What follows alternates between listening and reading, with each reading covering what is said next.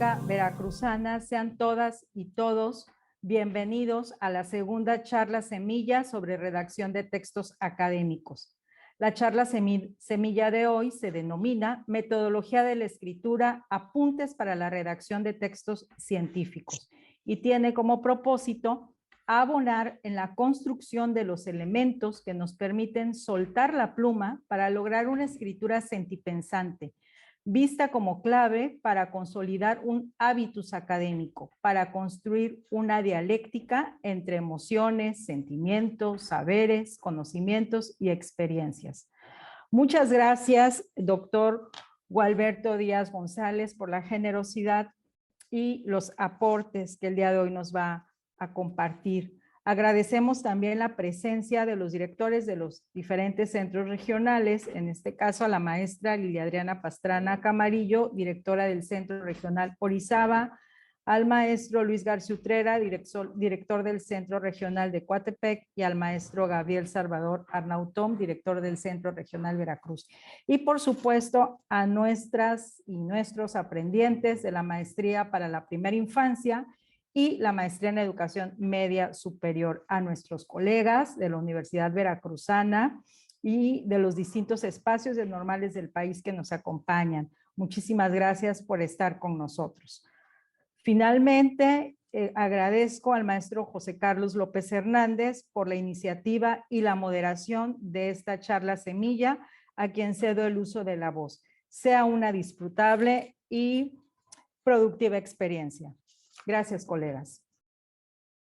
Muy bien, pues buen día a todas y a todos. Es un placer estar aquí con todas y todos ustedes. Es un placer tener aquí al doctor Gualberto, a quien voy a presentar antes de que desarrolle su exposición. Y bueno, como lo dijo bien la maestra Rosario, a nombre de la Universidad Pedagógica Veracruzana y en el marco de la maestría en educación media superior y la maestría en educación de la primera infancia, específicamente la experiencia formativa, redacción de textos académicos, pues se presenta esta segunda charla semilla, en donde va a exponer el doctor Gualberto Díaz González.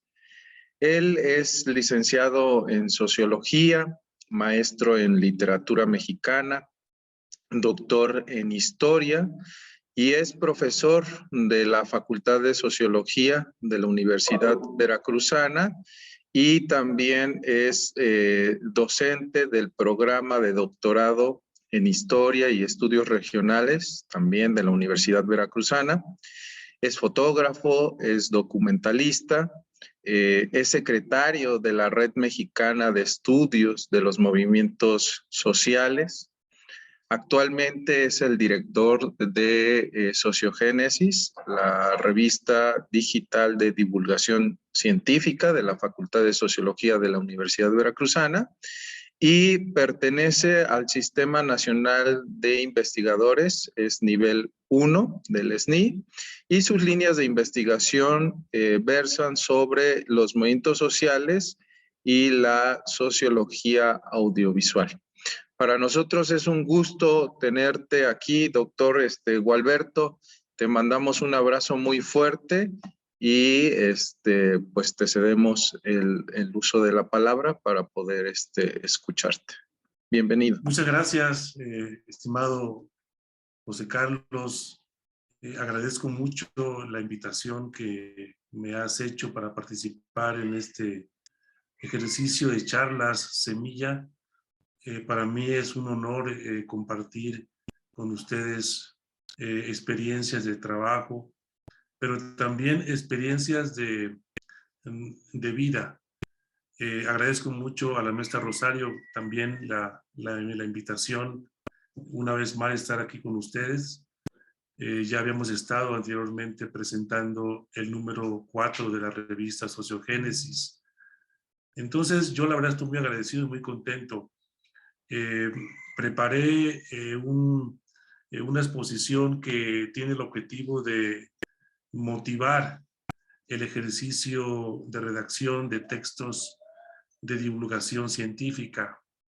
Y espero que pues, las ideas que les voy a compartir, lo que traté de sistematizar, les pueda aportar algo. Porque tengo entendido que el objetivo de estas charlas es que ustedes puedan insertarse en redactar algún trabajo de investigación como producto de esta materia, que está impartiendo el maestro José Carlos.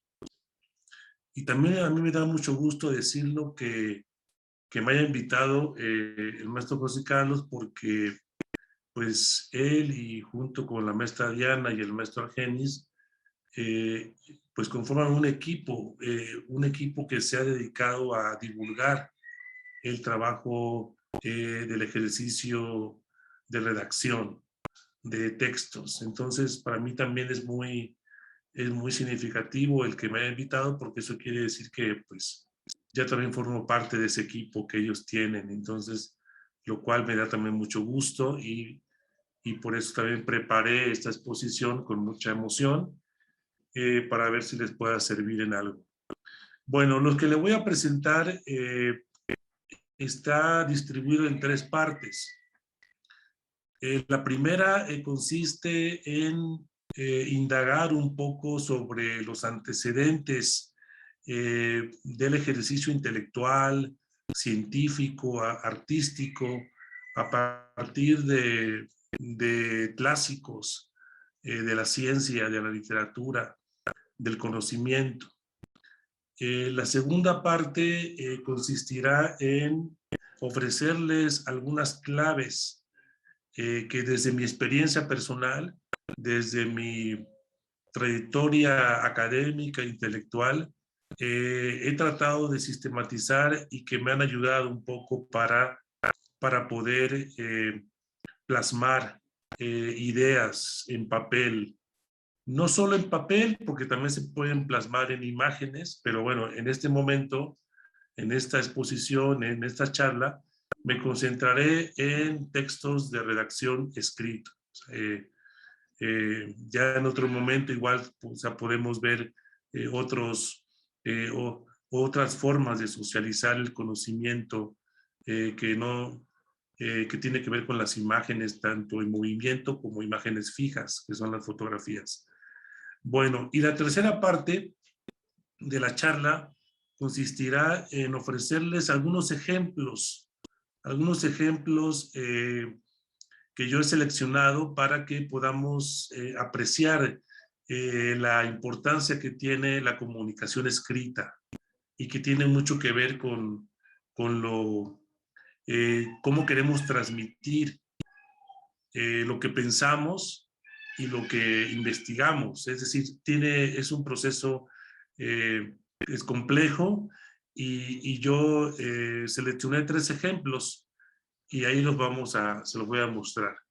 Bueno, y ya la cuarta parte, bueno, es abrir el espacio para que ustedes puedan expresar alguna pregunta, algún comentario, porque si es una charla, al final de cuentas lo que importa es escucharnos, escucharles a ustedes, expresar con toda confianza sus dudas no solamente de este espacio que vamos a compartir, sino seguramente de otras clases que ya han tenido de esta materia y que pueden también expresarlas en este momento, en esta charla.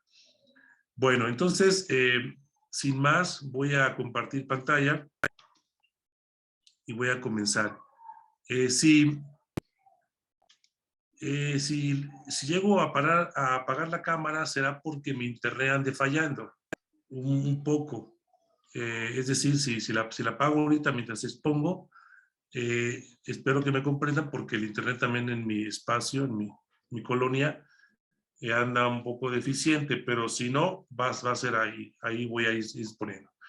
Bueno, ahí está, ok. Bueno, una acotación sobre el título. El título más bien va dirigido a ofrecer alguna serie de apuntes que yo he elaborado a partir de mi trayectoria académica, intelectual, pero va en el sentido de cómo transmitir la divulgación del conocimiento, ¿sí? O sea, cómo transmitirla, la importancia que tiene la transmisión de lo que hacemos, de lo que hacemos, de lo que investigamos, de lo que procesamos a partir de lo que recibimos, ya sea en clases, en el campo de trabajo, etcétera. Bueno, y entonces aquí lo primero que nos tenemos que preguntar son las tres ideas. La idea intelectual, es decir, ¿qué han dicho los clásicos de la intelectualidad? ¿O para qué sirve la intelectualidad? ¿O para qué sirve prepararse, prepararnos, estudiar, formarnos, hacernos de un bagaje teórico, metodológico, insertarnos en un proceso epistemológico de descubrir, de inventar el conocimiento, etcétera? Y bueno, desde los griegos se ha considerado como el ejercicio intelectual como una especie de práctica elitista, ¿sí? Elitista, es decir, desde los mismos griegos, desde Platón, se consideraba que quien tenía la posibilidad de hacer poesía, arte o producir conocimiento, solamente podía ser aquellos que estuvieran iluminados, aquellos que tuvieran pues algo especial y que se podían dedicar a ello. Y bueno, pues Heráclito dice, yo no escribo para todos, sino para quien me comprenda. Es decir, la capacidad de poder transmitir las ideas, el conocimiento, las emociones y sobre todo plasmarlas en papel, en libros, en textos, van dirigidas a un cierto público que ya conoce o que ya sabe del conocimiento que va a recibir. También Humberto Eco nos da un elemento también más preciso, que la idea de intelectual tiene que ver con ese cultivo celoso, asiduo, solitario, pero también se remite un poco a los clásicos griegos, a esa inferioridad refinada en oposición a las masas. Es decir, quienes logran tener la posibilidad de producir conocimiento, no solamente de leerlo, sino de transmitirlo, son también unos pocos y que tiene que ver con este ejercicio de cultivarnos, del cultivo de la persona intelectual, emocionalmente. Y bueno, y coinciden los griegos, la cultura es, digamos, lo más elevado de la raza humana, pero la cultura se materializa en la ciencia, en el ejercicio intelectual de la ciencia y el arte. Bueno, esto es de la idea del conocimiento. ¿Avanzó? No, aquí, ahí está. A ver, perdón. Sí.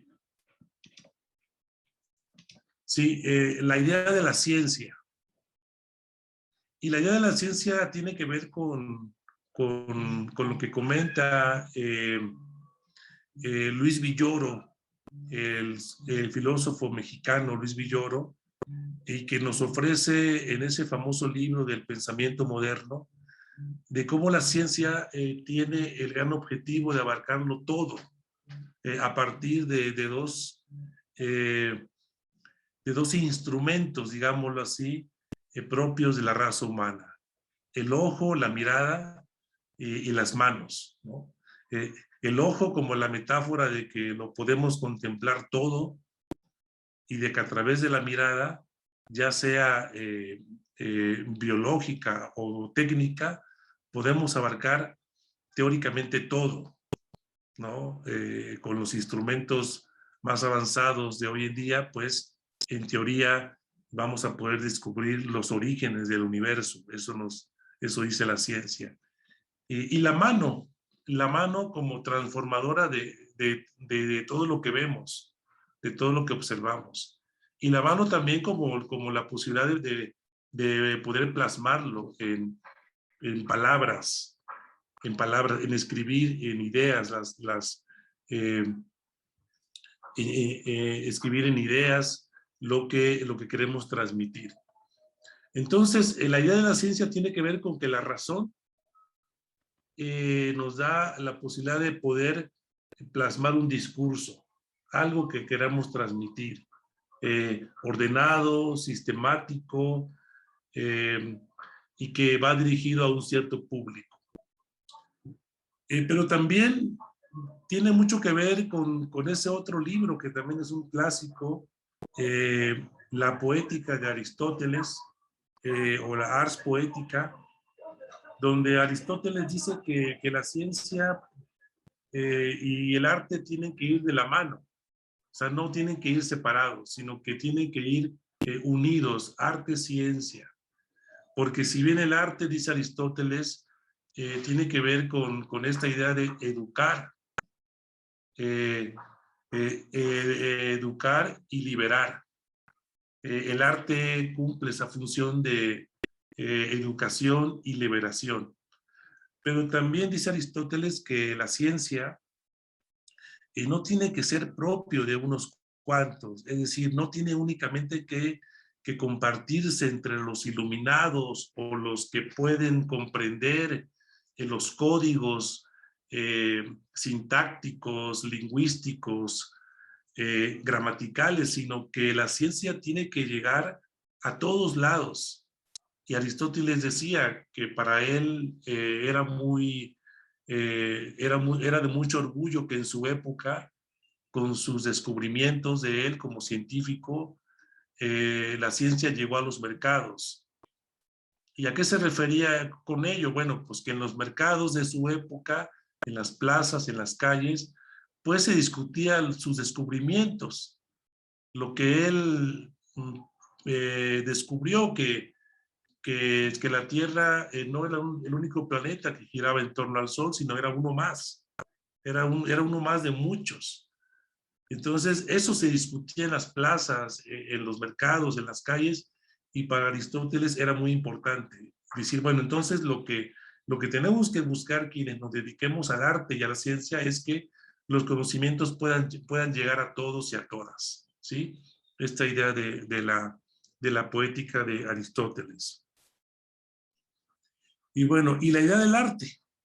La idea del arte que también nos remite, por un lado, a los clásicos, a los griegos, y lo encontramos en los diálogos de Platón, pero sobre todo en uno de sus diálogos, en Ión o de la poesía.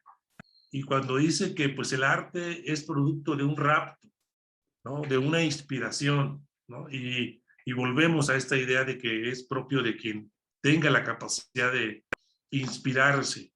Entonces ya me inspiré y ya puedo escribir, puedo producir arte, puedo producir conocimiento. Entonces ahí está Platón. Pero también otro clásico, Horacio, dice, bueno, sí, puedes tener inspiración, puedes tener un rapto, pero hay reglas para poder transmitir esa inspiración o ese rapto. Hay reglas para poder. Y en este caso, la que nos ocupa en este momento, la idea de la escritura, bueno, hay reglas, y vaya que las hay. Reglas gramaticales, sintácticas, lingüísticas, y diferentes formas de cómo podemos transmitir el conocimiento. Y bueno, más cercano a nosotros, en el siglo XX, Bertolt Brecht, que también retoma mucho los clásicos, sobre todo Aristóteles, pero para Bertolt Brecht, el arte y la ciencia tienen que cumplir una función social. Y esa función social tiene que ser a partir de educar y emancipar. Educar y emancipar. Por eso se asemeja mucho a la propuesta de Aristóteles, pero Brecht incluye la emancipación. O sea, que tiene que servir. O sea, el arte y la ciencia tienen que no solamente educar, sino ofrecerle las herramientas para que quien quien presencie el arte, quien se informe del arte o quien lo lea, le tiene que dar herramientas para que se libere, ¿no? Y vaya que el libro para muchos de nosotras, de nosotros, ha servido como una forma de liberación. El libro en general, pero pues cada uno ha tenido alguna experiencia con algún libro que le ha provocado este momento de liberación de algo. Y por lo menos en mi caso ha sido así, ¿no? Ciertos libros marcan la trayectoria de las personas. Y ahorita voy a abundar más en ese punto de los libros. Bueno, y también tenemos las enseñanzas del escritor José Saramago, el Nobel de Literatura, y que nos transmitía también esta idea de que, bueno, ¿qué vamos a contar, qué vamos a transmitir? Para Saramago era la memoria. Decía que la memoria es la única historia que tenemos que contar. Y siempre hay que apelar a la memoria. Y lo que transmitimos, lo que socializamos, tiene mucho que ver con nuestra historia de vida, con de dónde venimos, qué es lo que hemos experimentado en nuestro pasado, qué cosas hemos visto, qué nos han enseñado, qué nos han contado. Esto forma mucha parte, esto es muy importante, todo el bagaje, toda esta memoria individual y colectiva que nosotros poseemos, es también importante hacer uso de ella al momento de tratar de transmitir el conocimiento o tratar de divulgarlo. Bueno, y la idea de la práctica. Pues la idea práctica, es decir, ¿cómo voy a poner en práctica entonces? Si es la idea intelectual, que me dice que hay que cultivarnos, la idea de la ciencia, la ciencia tiene que servir para poder transmitir, socializar el conocimiento. Hay reglas, sí, pero algo muy importante, y esto yo lo decía al inicio de la charla, que la experiencia de vida es básico. La cultura libresca. Yo vengo de una formación social, de las ciencias sociales, humanística, pero sobre todo la sociología, donde principalmente nos enseñan a leer textos de ensayo, de ciencia social, pero mi experiencia personal me ha dicho que es muy importante contar con un capital cultural libresco, de literatura, de poesía. Es fundamental. Por ahí he escuchado a algunos literatos que dicen que no hay mejor forma de aprender a escribir que leyendo literatura. O sea, no hay mejor forma que aprender a escribir es leyendo a los clásicos. Cómo transmiten sus ideas, cómo usan las metáforas, cómo transmiten sus ideas, sus conocimientos a través del lenguaje. Perdón, aquí ya está pasando el gas. Se escucha un poquito el gas, no sé si. Entonces, la cultura libresca es fundamental, y yo creo que hay que hacernos de esta cultura libresca, y cuando hablo de cultura libresca me estoy refiriendo a los clásicos, porque también podemos encontrar miles y miles de libros y nos podemos perder, pero aquí siempre hay que remitirnos a los clásicos de la literatura, tanto mexicanos, latinoamericanos o como mundiales. Tener esta cultura libresca es fundamental, porque ¿cómo voy a plasmar las ideas si no tengo un bagaje de capital cultural de libros que he leído? Esto yo creo que es fundamental y ha sido clave para mi formación. Y ahorita voy a poner algunos ejemplos más adelante. La idea práctica es tratar de plasmar el diálogo o el monólogo interno. Cuando uno ya elige un tema o está investigando un tema o quiere escribir sobre algo, estamos como rumiando las ideas. Es importante estarlas pensando, estarlas procesando. Y ya tenemos un tema, pero no sé cómo lo escribo, pero lo tengo en la cabeza y me acompaña en varios momentos en la vida cotidiana. Pues esas ideas hay que sistematizarlas en plasmarlas en escritura, en ideas sueltas, en notas, escribir algunas notas, aunque no tengan una coherencia de redacción bien acabada, aunque tengan errores de ortografía incluso, pero finalmente son ideas que tengo y que hay que tratar de plasmarlas. Y esto también la literatura nos ha dicho, nos ha enseñado, y sobre todo tenemos a este literato James Joyce con su clásico libro Ulises. Ulises de Joyce lo que trata de hacer es precisamente plasmar lo que pensamos. Es el puente entre lo que pensamos y lo que queremos escribir es abismal, ¿sí? Porque pensamos mucho, pero al momento de querer escribir hay como un embudo donde, entonces, ¿cómo voy a plasmar lo que estoy pensando? Este embudo puede ser abismal. Y Joyce, en ese libro de Ulises, trata de plasmar lo que pensamos. Por eso es un libro clásico y ha trascendido las generaciones y sigue siendo muy, muy importante en la literatura universal. Entonces, a través de notas, eso también me ha servido mucho. Plasmo las notas y ya luego les doy un acabado, vuelvo a ellas y corrijo un poco, regreso de nuevo a ellas y le doy agrego otra idea o borro la que había puesto. Es decir, ese trabajo de construcción de las ideas también es muy importante, porque a veces pensamos que escribir es sentarnos y ya, ¿no? Pues ya voy a escribir y voy a hacer el trabajo. Pues la verdad eso no creo que funcione, o no creo que alguien lo esté haciendo así.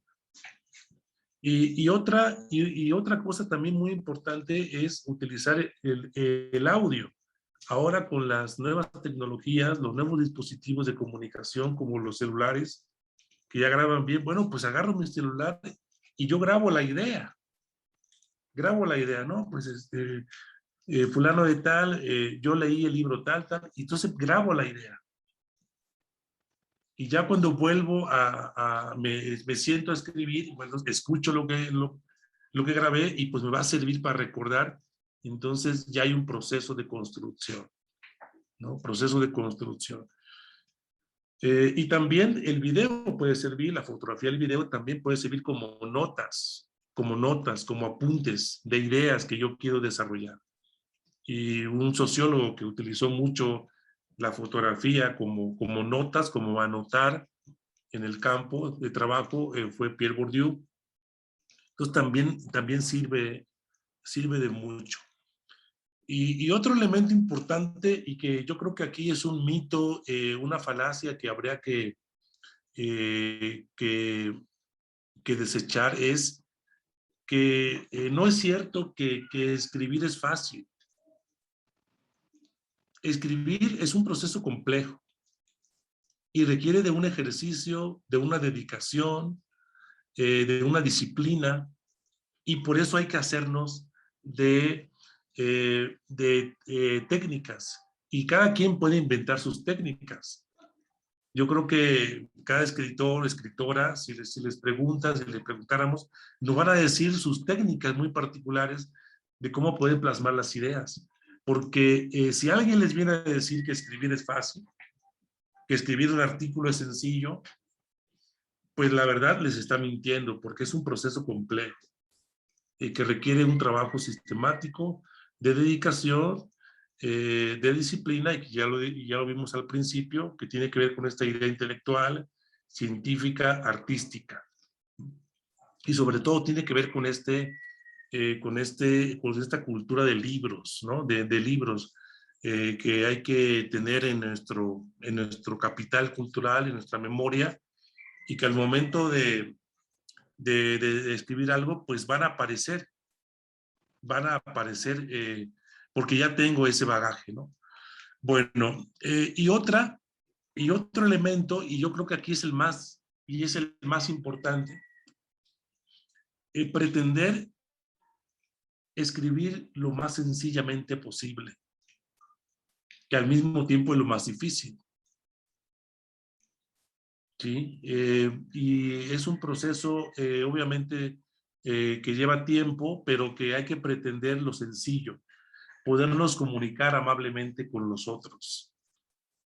Yo sé que en la academia, en los trabajos de divulgación científica, pues nos encontramos de una gama de formas de escribir, de métodos para poder dar a conocer las investigaciones, de técnicas, pero lo más importante es cómo transmites, cómo comunicas las ideas. Y la amabilidad es lo importante, porque entonces nos va a gustar, o sea, nos va a conectar.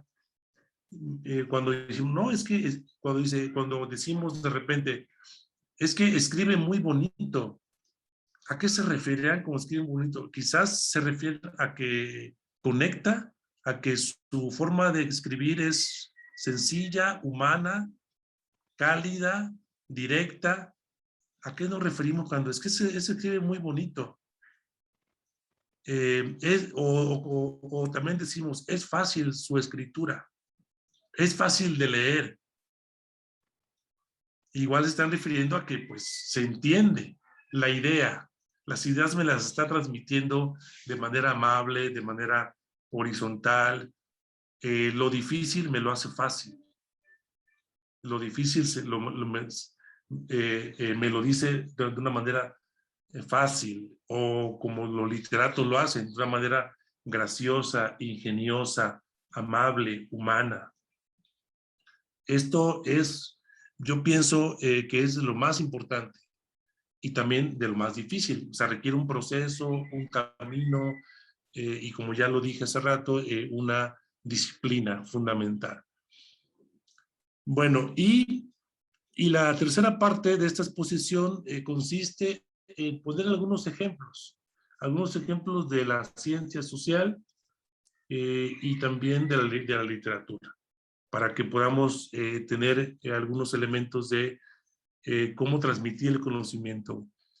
A mí me gusta mucho y he aprendido mucho de un autor, un físico teórico, Stephen Hawking, con este famoso libro, Breve Historia del Tiempo. Pero no solamente es ese libro, sino tiene otros libros también muy importantes.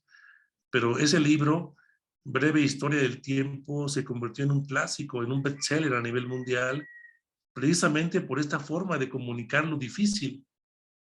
Sintetiza en 150 páginas la historia de descubrimientos del espacio, de la Tierra, y de una manera muy ingeniosa lo hace Stephen Hawking. Entonces vamos a, pero bueno, primero vamos con este autor que también me ha gustado mucho y que ha sido una referencia de cómo puede transmitir, de cómo puede transmitir sociológicamente las ideas. Perdón, aquí está. Zygmunt Bauman es un sociólogo polaco muy importante de la segunda mitad del siglo XX y que su principal contribución al pensamiento social fue este concepto de vida líquida. Esta vida líquida que nos condiciona como seres modernos y que vemos frágil las relaciones humanas, frágiles las formas de trabajo, frágiles la seguridad social. Esta fragilidad de la vida social moderna, Bauman la traduce en la vida líquida. Y la forma de escribir, yo nomás separé un fragmento de cómo nos dice o cómo lo quiere transmitir esta vida líquida según Bauman. Y miren el fragmento, dice: estas razones de la fragilidad, obviamente, estas razones justifican que consideremos que la fluidez o la liquidez sean metáforas adecuadas para aprender la naturaleza de la fase actual, en muchos sentidos nueva, de la historia de la humanidad. Una frase completa, no tiene comas, pero es la idea para transmitirnos lo que él entiende como las condiciones de la vida líquida. Entonces, no me dejarán mentir mis compañeros sociólogos o sociólogas que estén conectados en este momento, pues que Bauman fue considerado un sociólogo ensayista, es decir, ensayista literario por su forma de transmitir las ideas. Muy ingenioso,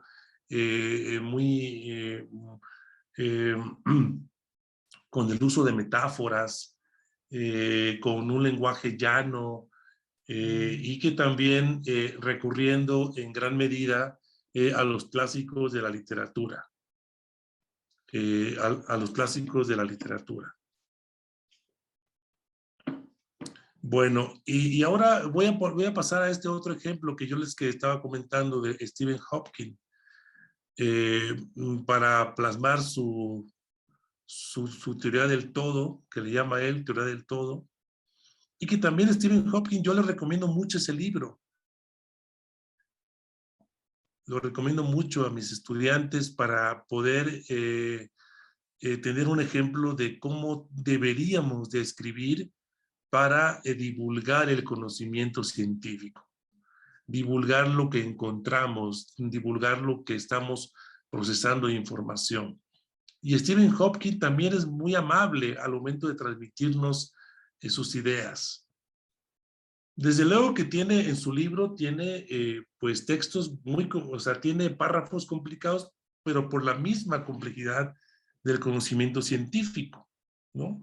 Pero también tiene párrafos muy poéticos, como por ejemplo el origen del universo. Realmente es poético, porque lo que nos está diciendo, cómo surge el universo, que nadie vio, nadie ha visto, sino es pura deducción. Realmente uno está leyendo el texto de Hopkins, de esa parte del origen del universo, y es como si estuviéramos leyendo ciencia ficción. Pero es muy amable. Y yo elegí un párrafo también, un párrafo nada más, pero la forma sencilla de escribir, ¿no? Por ejemplo, dice: durante la década de los 70 me dediqué principalmente a estudiar los agujeros negros. Pero en 1981 mi interés por cuestiones acerca del origen y el destino del universo se despertó de nuevo cuando asistí a una conferencia sobre cosmología organizada por los jesuitas en el Vaticano. La Iglesia Católica había cometido un grave error con Galileo cuando trató de sentar cátedra en una cuestión de ciencia al declarar que el Sol se movía alrededor de la Tierra. O sea, si se dan cuenta, es una forma sencilla de decir lo complejo, lo difícil. Y lo que también ya se ha dicho, ¿no? De cómo el proceso que llevó Galileo, que lo llevó a que la iglesia lo condenara, bueno, ya se ha dicho muchas veces, pero cómo decirlo de nuevo de una manera amable, sencilla. También hay que decirlo, en las corrientes actuales de forma de escribir, se recomiendan muchas cosas, porque también hay muchas recetas. Igual lo platicábamos al inicio de la charla, antes de que iniciáramos, con la maestra Rosario, hay muchas recetas también, o buscamos recetas de cómo poder plasmar, pero no hay recetas. Yo creo que tenemos que apelar a estas formas amables de construcción personal de la forma de escribir de cada quien. Pero Stephen Hawking es un ejemplo. Bueno, no solo él, y Bauman, hay muchos, pero yo trato, como toda charla, como toda forma pedagógica, tratar de poner algún ejemplo. Pero seguramente ustedes podrán encontrar más o tienen más. Por ejemplo, también tenemos en el caso mexicano a Luis Villoro, este libro que yo le recomiendo, El pensamiento moderno. También Luis Villoro, como Stephen Hawking, se trata de en 150 páginas plasmar la historia de la filosofía universal. Y también lo hace de manera muy sencilla, muy amable, tratando de conectar con un público no especializado. Porque le preguntaban a Luis Villoro, bueno, ¿cuál era su intención al escribir ese libro? Y dice, bueno, mi intención era que los jóvenes de preparatoria lo pudieran entender. Los jóvenes de preparatoria pudieran entender la idea de Platón, de Aristóteles, la pudieran entender sin tanta complejidad en la explicación. Bueno, yo creo que eso es una de las tareas que tenemos, que nos dedicamos a la docencia y también a la investigación. O sea, ¿cómo vamos a transmitir el conocimiento? Nos quedamos con lo clásico, solamente me van a entender quienes conozcan los códigos de los que estoy hablando. Quienes no, pues no me importa que no me entiendan. Yo creo que no, yo creo que estamos en una época que tenemos la responsabilidad, quienes estamos en estos espacios académicos, de producir conocimiento también, de transmitirlo y transmitirlo a gente no especializada. Es lo más difícil, sobre todo si nos ubicamos en una geografía pues de países en desarrollo, donde la ciencia está en pañales, donde estamos en gran desventaja en los espacios donde se produce el conocimiento y donde sobre todo es legitimado las lenguas también. En las lenguas también hay estratificación, y el español y latinoamericano pues se lee muy poco. Las lenguas que son vigentes, las lenguas que son hegemónicas, el inglés, el alemán, el francés, el chino, pues son los que están acaparando las formas de producir el conocimiento. Pero nosotros tenemos esta responsabilidad de poderlo socializar. Bueno, y voy a terminar con un ejemplo mío, es decir, yo me he encontrado también con esta forma de cómo transmitir lo que yo estoy investigando. Y también elegí un párrafo muy pequeño de una investigación que yo hice en la Sierra de Songolica, y también me enfrenté a cómo transmitir lo que veía. O sea, porque al momento de ver, pues sí, vemos con la teoría, pero también vemos con el corazón. Es decir, no podemos separar la razón y el sentimiento, no se pueden separar, van de la mano. Por mucho que la epistemología nos diga esta distancia entre la investigación, entre el objeto y el investigador, sí, ¿no? Nos sirve, ¿no? Este vigilante epistemológico de las ciencias que ayudan mucho, pero al final de cuentas somos seres humanos. Y cuando investigamos un proceso con una investigación de largo aliento, pues nos atraviesa la subjetividad. Entonces, yo le voy a presentar este fragmento de cómo describo, cómo describir, porque también es muy importante describir, y esto nos enseña mucho la crónica. Ahí está el maestro de la crónica en México, Carlos Monsiváis. Acerquémonos a Carlos Monsiváis y la forma de describir lo que está viendo. Entonces, una descripción de la Sierra de Songolica y bueno, se los voy a leer, es un fragmento de un capítulo de una investigación sobre la sierra y yo traté de ser lo más sencillo posible. Los primeros rayos del sol bordean las colinas azules de las montañas de Tehuipango. El vapor asciende, cantan los gallos.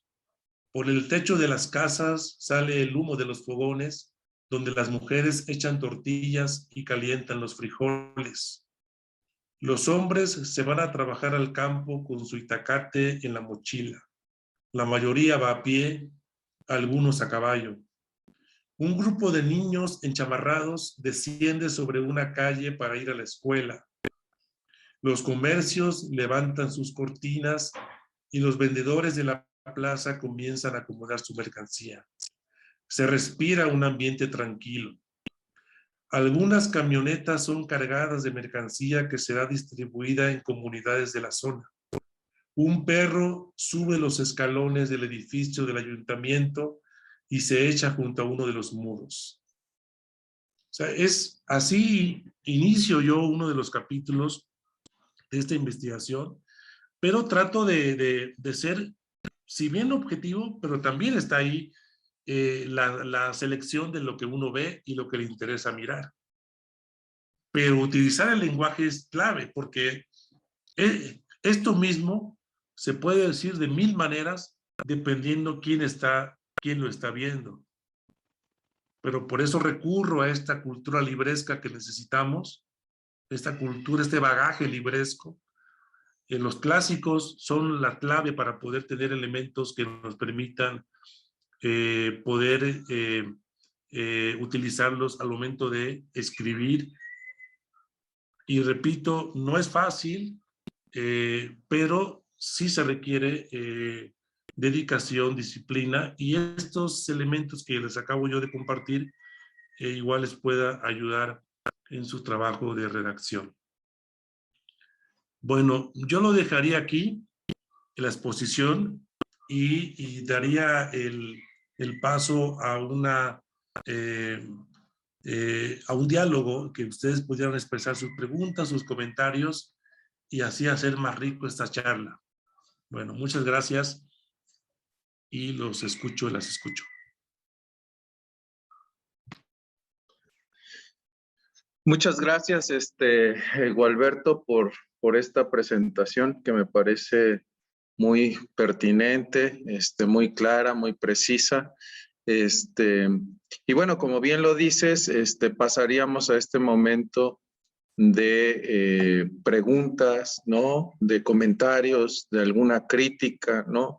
De algo que nos haya hecho sentir o pensar la charla semilla del compañero Gualberto. Yo le pediría en especial a las y los estudiantes de la experiencia formativa redacción de textos académicos, que aprovecháramos esta oportunidad y pudiéramos preguntarle al compañero Gualberto alguna duda que pudiéramos aterrizar en torno a nuestro proyecto, que es un artículo de divulgación científica, y que seguramente Gualberto nos podrá dar respuesta, sobre todo porque también es, bueno, él es el director de la revista a donde se supone que nosotros queremos enviar nuestras propuestas, ¿no? Entonces, si alguien quiere participar, le pedimos que levante su mano.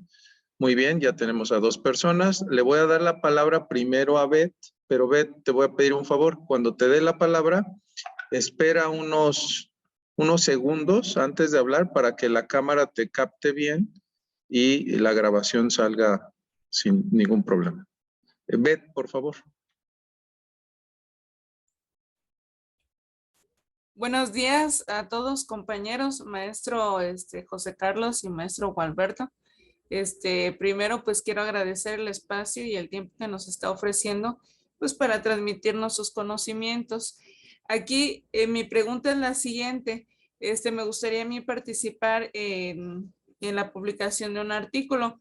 Mi tema es en base al impacto de las tecnologías de la información y comunicación Mi pregunta es, bueno, en base a ya la estructura que usted nos ha proporcionado y en base a los artículos que usted ha escrito y que nos hizo el favor de darnos algunos ejemplos, mi pregunta es, ¿qué tan viable sería que yo describiera en base a mi práctica docente?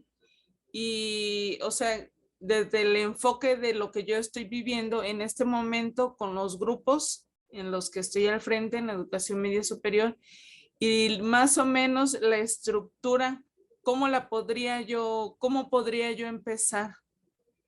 Esa sería mi pregunta. Muchas gracias, Beth. No sé qué opines, Gualberto, si das respuesta a esta pregunta o le damos la oportunidad a la otra compañera que haga su pregunta.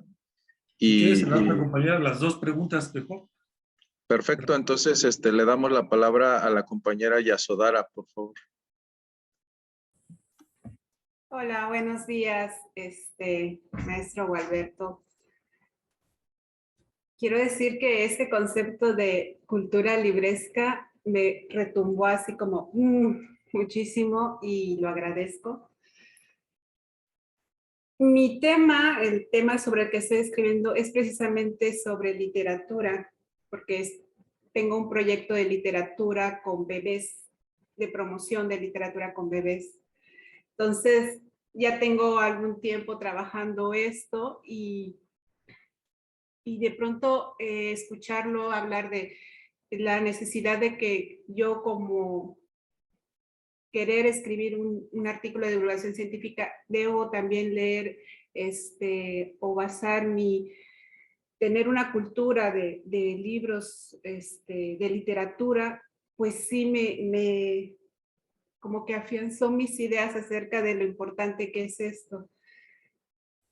¿Cree usted que sea necesario al momento de que yo escriba mi artículo, porque era mi idea, ir incursionando en esta escritura, esta forma de escribir, no sé cómo explicarlo, incursionando la literatura, literaria que hay en la literatura infantil, lo que yo leo con los bebés dentro de este artículo, irlo ahí tejiendo con la divulgación que voy a hacer, con lo que voy a platicar de lo que yo tengo, la experiencia que he vivido con los bebés.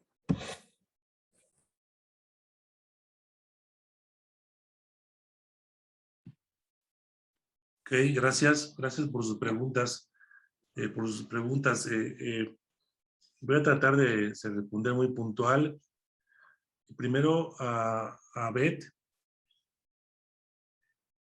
Si tu tema es describir o reflexionar sobre las nuevas tecnologías y su uso en la docencia, y dices que quieres describir tu práctica, o sea, cómo llevas tú a cabo el ejercicio, la forma didáctica de usarlas, etcétera, pues es importante esta forma de describir. Por eso hay que apelarlo a que uno se puede describir a sí mismo.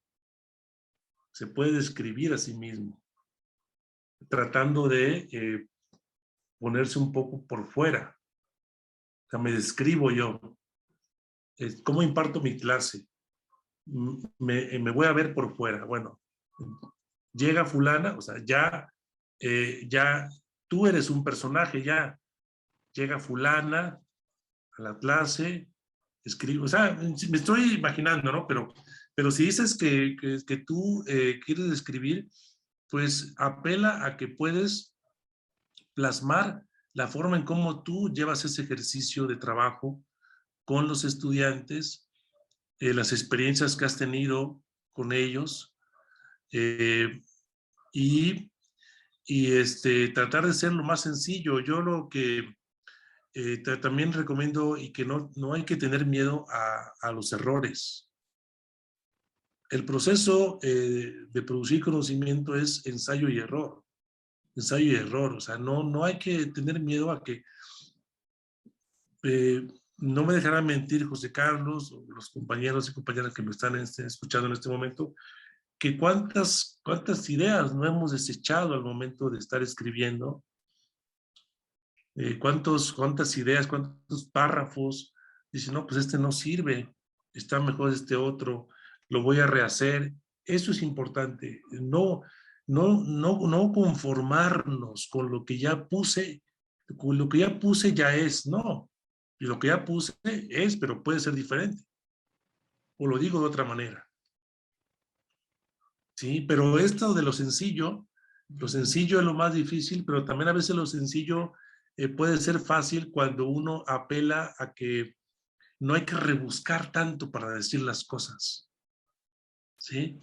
No hay que aparentar, porque también esto nos lleva mucho en la cultura intelectual, al escribir es que tengo que aparentar, aparentar que, pues, poner muchas citas a los autores, no, también esto que de la emoción, de los sentimientos, quién soy yo, de dónde vengo, mis orígenes, mi cultura, apelar a eso es importante. Por eso yo creo que la cultura libresca es básica, Beth, igual vuelvo a este ejemplo de la crónica.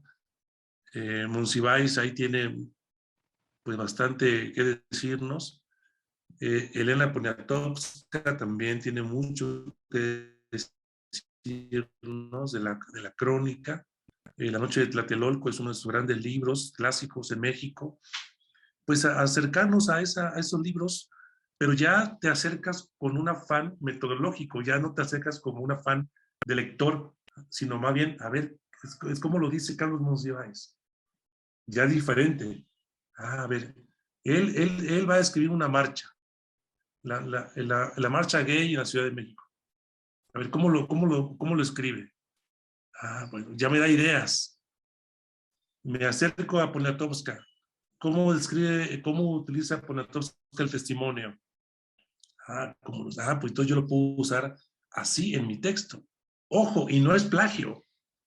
Es tomar las ideas.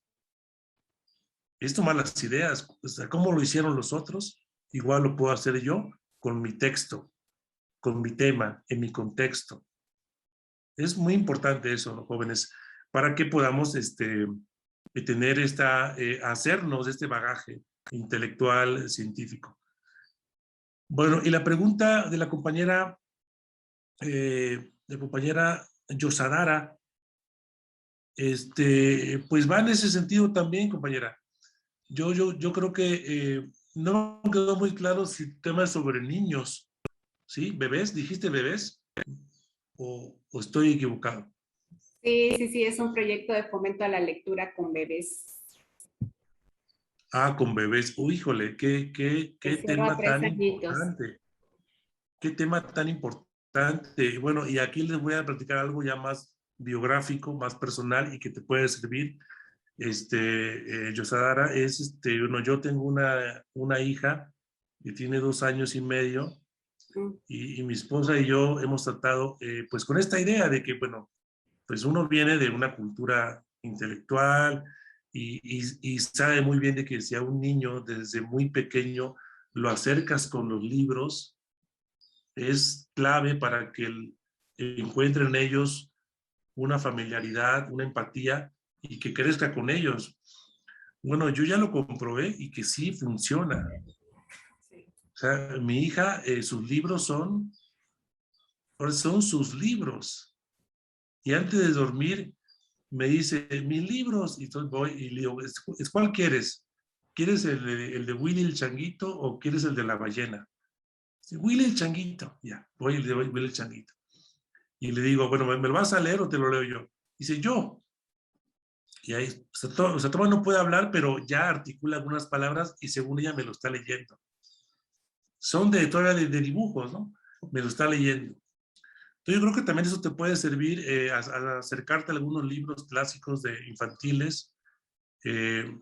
Igual le puedo pasar a José Carlos los que yo he encontrado y que son clásicos, que se han comprobado que funcionan en la pedagogía infantil de lectura y que te pueden ayudar cómo poder encontrar un elemento de descripción también, de cómo los niños se apropian de la cultura del libro desde muy pequeños y que es básico. O sea, formarles desde pequeños este capital cultural libresco.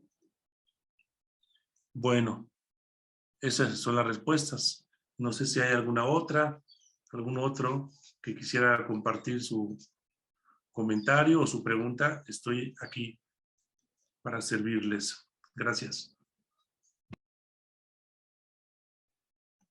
Bueno, si hubiera alguien más que quisiera participar, pues levantamos la mano. Yo estoy aquí dándole vuelta a los... Ah, está aquí el compañero Miguel. Miguel, por favor, si gustas participar. Ok, buenas tardes ya ahora. Una pregunta muy... me gustaría saber, maestro Alberto, ¿cuál es su motivación o cómo se motiva desde dos puntos de vista? Desde el primero como escritor, es decir, cuando usted publica artículos, y dos, desde el punto de vista de director de la revista, cómo se motiva para atraer a más personas a ser divulgadores científicos.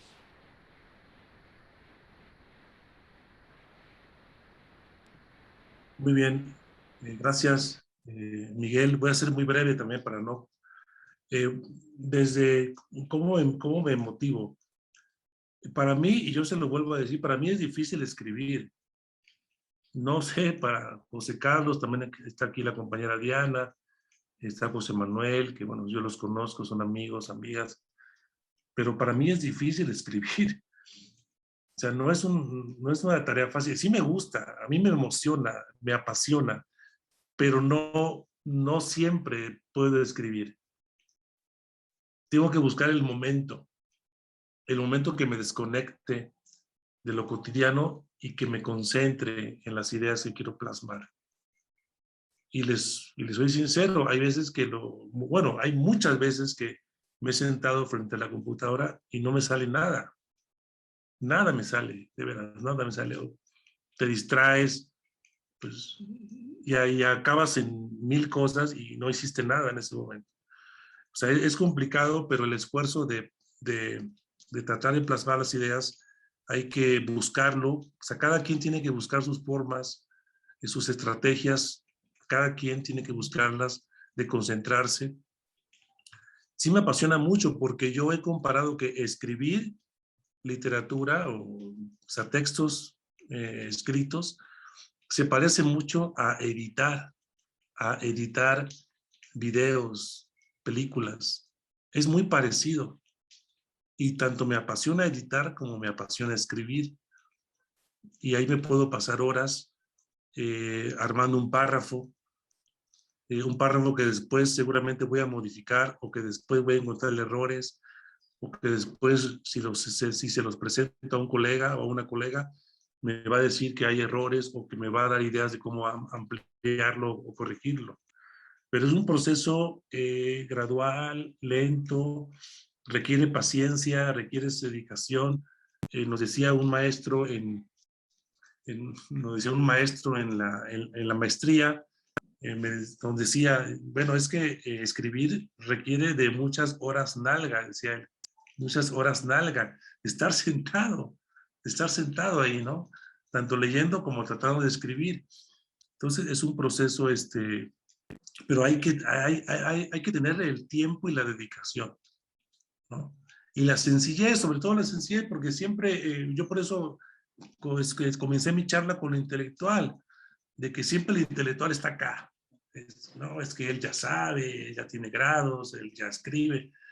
Al final de cuentas, tenemos que ponernos en el plano llano, horizontal, de que pues sí tenemos herramientas teórico-metodológicas, pero al final de cuentas la responsabilidad de comunicarnos es grande.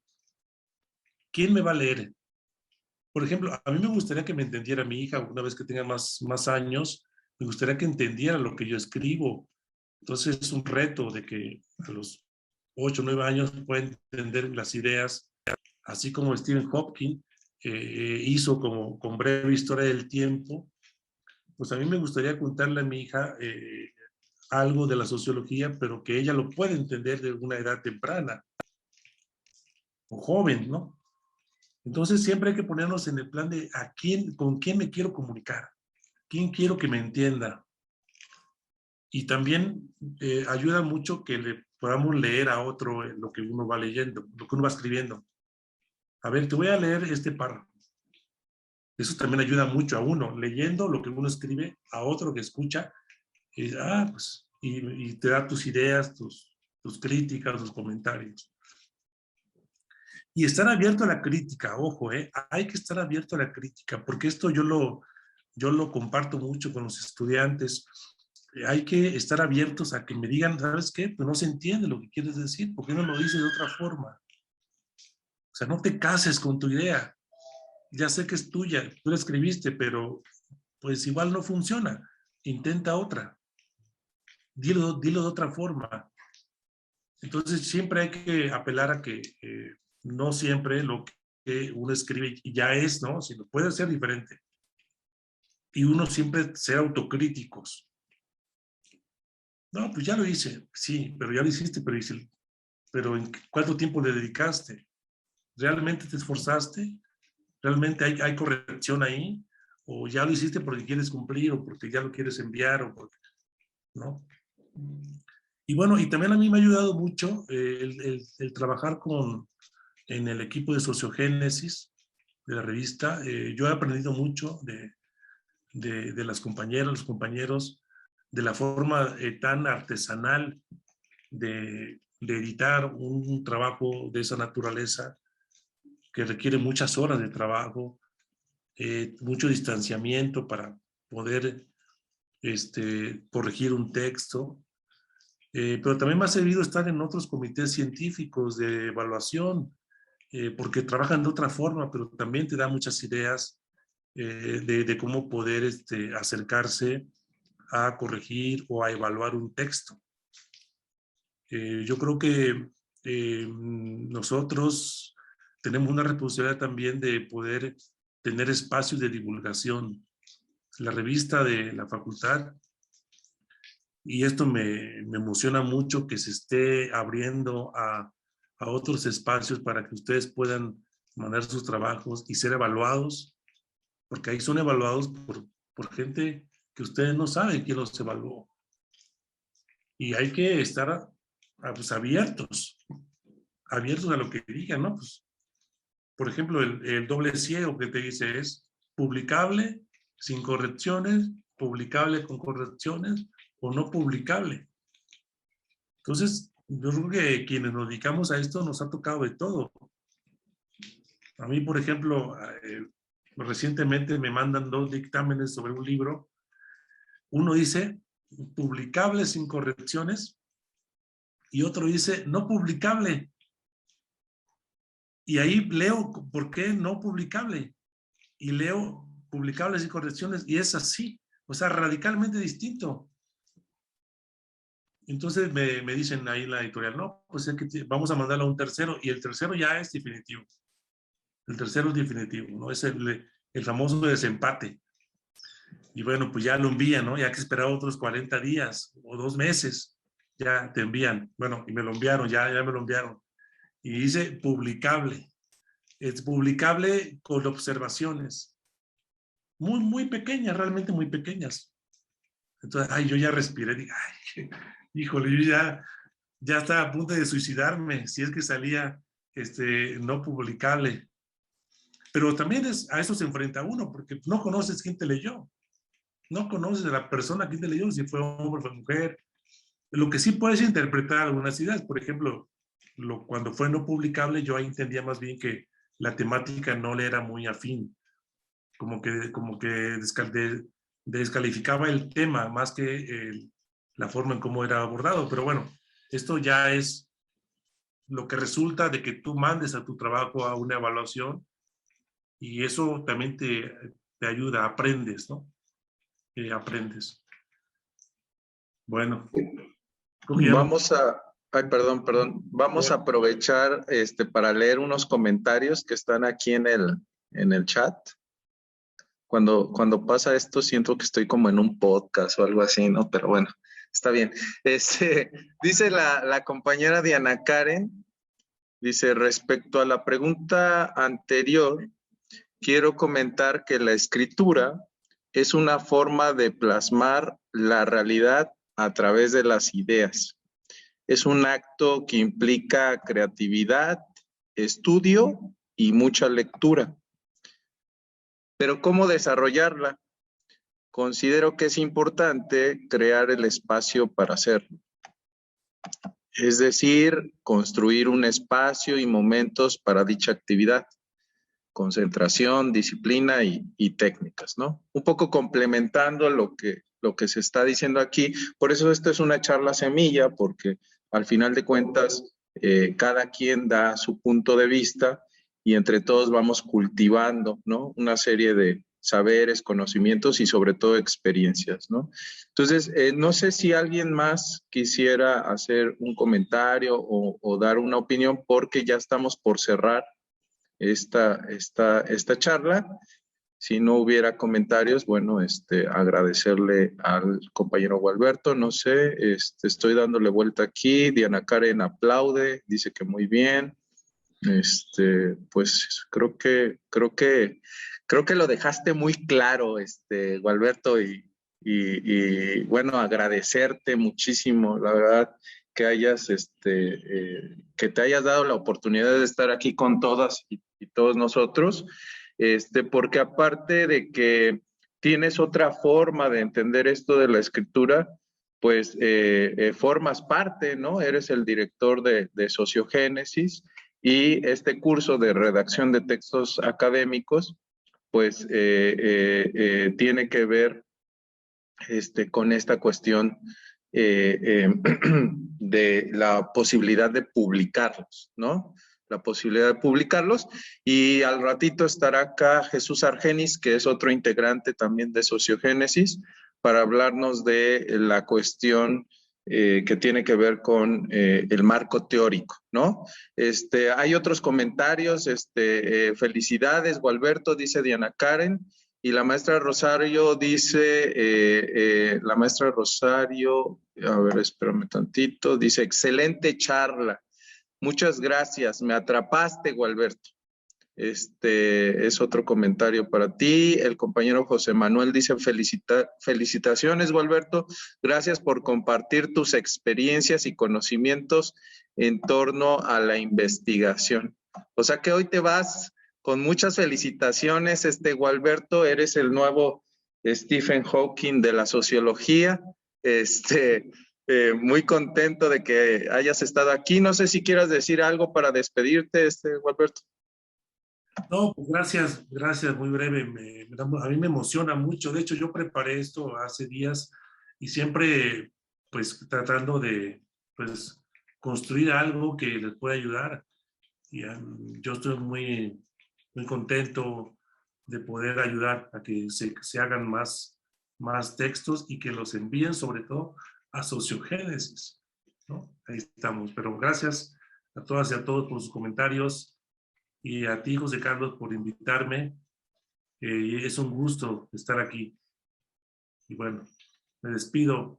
Les mando un abrazo a todas y a todos. Que estén muy bien y que aprovechen la charla del compañero Argenis también. Muy bien, pues muchísimas gracias a todas y a todos. Les mando un abrazo muy fuerte, mucha buena vibra, y nos vemos a la 1:00 con el compañero Argenis. A los que quieran acompañarnos, pues están cordialmente invitados e invitadas. Y bueno, pues que estén muy bien. Hasta luego. Bye, adiós.